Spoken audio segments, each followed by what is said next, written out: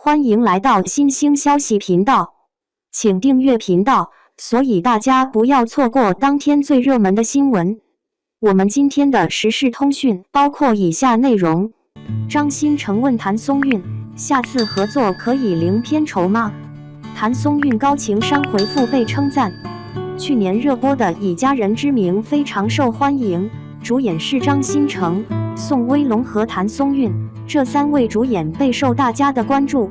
在刚开始的时候，大家只是观望，因为对宋威龙的演技大家一直持保留态度。在之前他演过的几部电视剧中，收视率还行，但演技平平。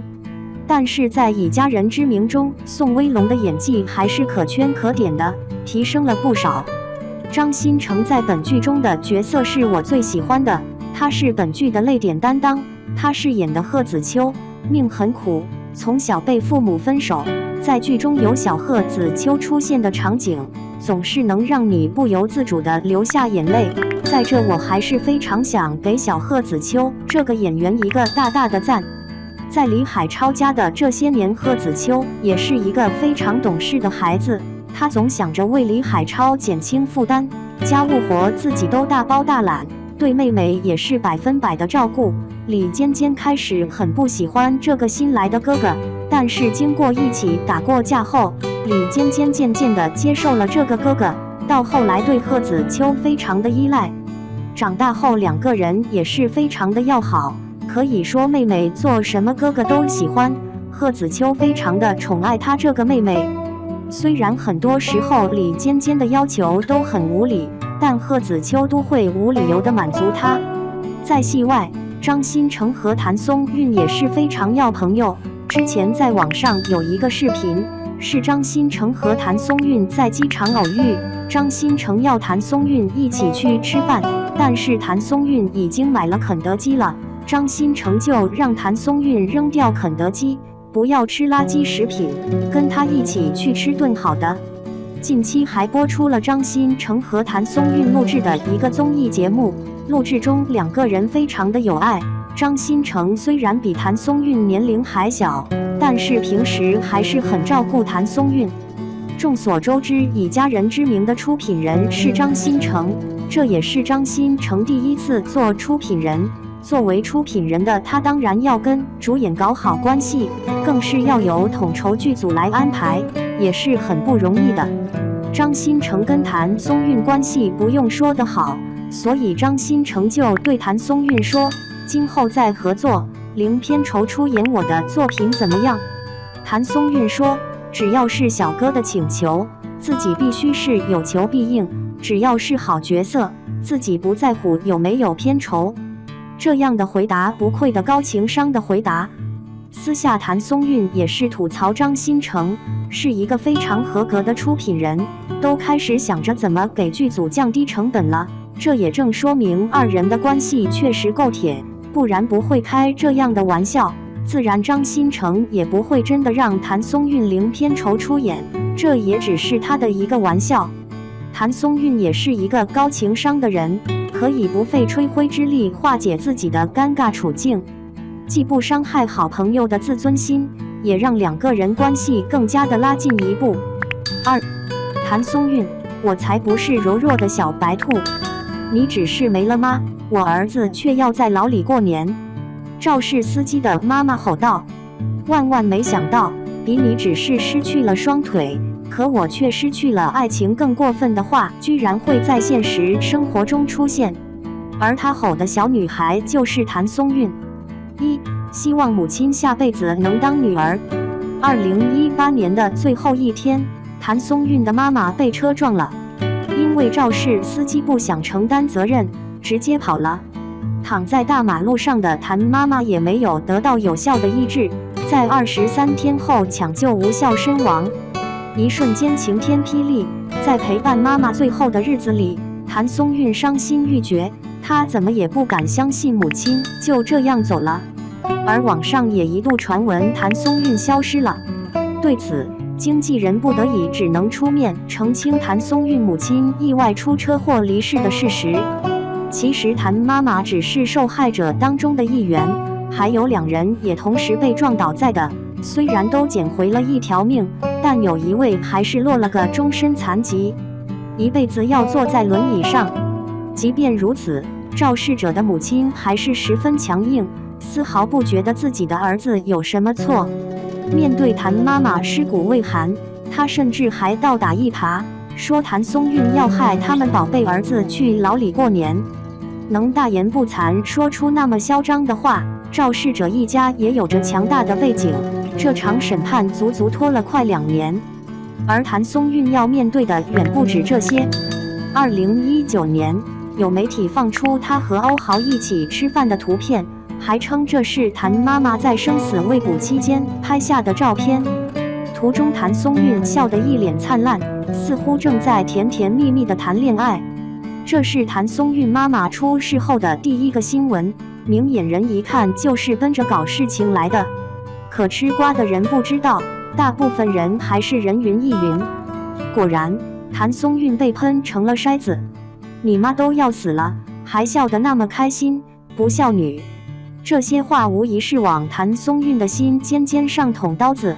无良媒体还落井下石，给她戴了一顶不孝顺的帽子。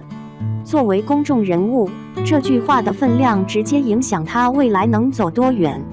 直到几个月后，她处理完母亲的后事，重新复工，在一档综艺节目中何炅找准机会说道：“照片就是把时间改了，是她妈妈出事之前拍的。”聊到这个话题，谭松韵一直忍不住的抽泣。不是她不想解释，只是她作为当事人，解释会被说成掩饰，有心人的一盆污水下来，她自己怎么也擦不干净。她只是捂着眼泪对妈妈说：“希望下辈子她能是我的女儿。”这种抹黑的事情在娱乐圈司空见惯了，但是趁你病要你命的做法还是少数。而谭松韵就是这少数人中的一个。或许是普通人家的孩子，没有背景，没有权势，注定走得比一般人要艰难。2. 还珠格格催生的明星梦。1990年，谭松韵出生在四川泸州的一个小县城里，父母只是普通的上班族，没有什么大本事，但对孩子的疼爱一点不比别人少。只要是孩子想做的事，爸爸妈妈都会想方设法地帮他办到。11岁那年，爱唱歌、爱跳舞的谭松韵成了学校里文艺汇演的文艺骨干。听老师说，省里的舞蹈学校来招生了。这个消息让他起了小心思，回到家就非闹着要换学校，要一门心思地学跳舞。胳膊拧不过大腿，即使舍不得女儿在全封闭管理式的学校一个人生活，但为了孩子，他们还是妥协了。原以为到了四川省舞蹈学院，就是他开启梦想的第一步，可舞蹈这件事远没他想的那么简单。没有舞蹈基础，他的身体柔韧度比一般孩子差很多，每天咬着牙掰腿、下腰，有时候甚至疼到哭，他都咬牙坚持了下来。从小他就知道自己选择的路，跪着都要走完。学校条件比较差，遇到冬天，打开水需要开水票，他就洗冷水澡。有一次，在学校食堂吃饭，一个同学听到打雷声，突然哇的一声就哭了，还哭着说想家了。谭松韵是班里最小的，她不但不怕，反倒还当大姐头安慰同学。也是因为这份沉稳，她成了班里老师信任的班长。看似一切都在朝好的方向发展，可电视剧让她的目标又再次发生了偏移，让我们红尘作伴，活得潇潇洒洒，策马奔腾，共享人世繁华。那一年，《还珠格格》火遍全国，剧情里有情有义，鲜活的人物把谭松韵的心抓牢了。她要去学表演。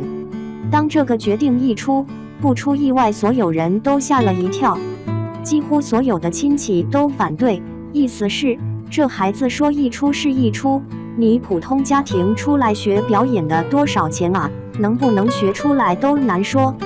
为此，父母沉思了好久，踌躇之下还是决定支持孩子。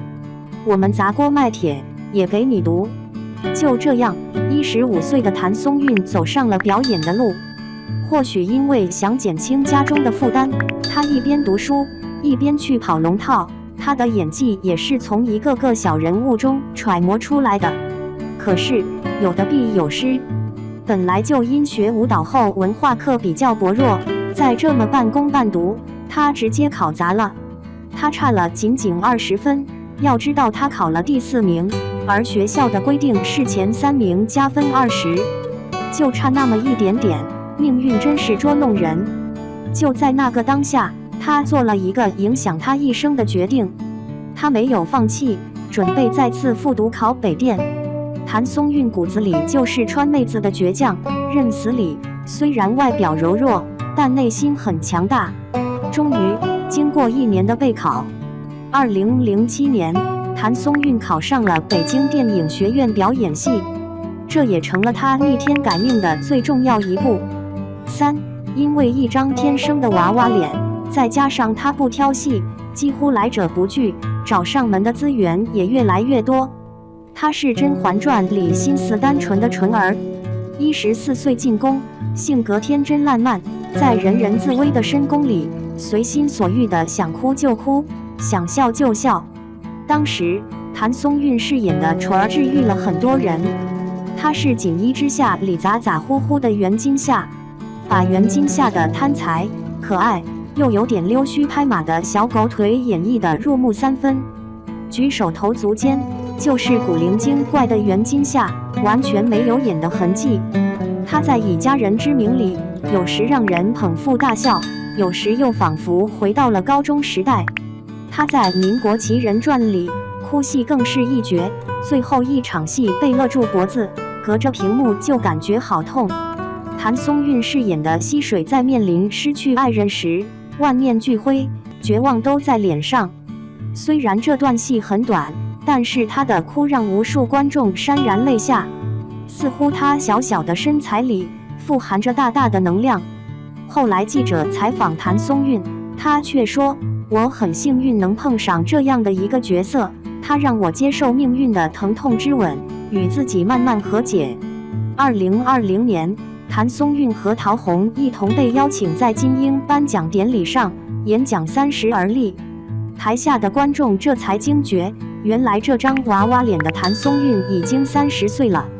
她站在台上侃侃而谈，岁月赋予她的不只是没有变的容颜，还有眼神里的坚毅。她从来就不是什么柔弱的小白兔，她一直很坚强。在《以家人之名》里是谭松韵妈妈去世的第1年，她眼眶湿润地说着那句台词：“妈妈，我在这里，看见我了吗？”或许她表现得越坚强，过得越好，妈妈在下面才能更放心。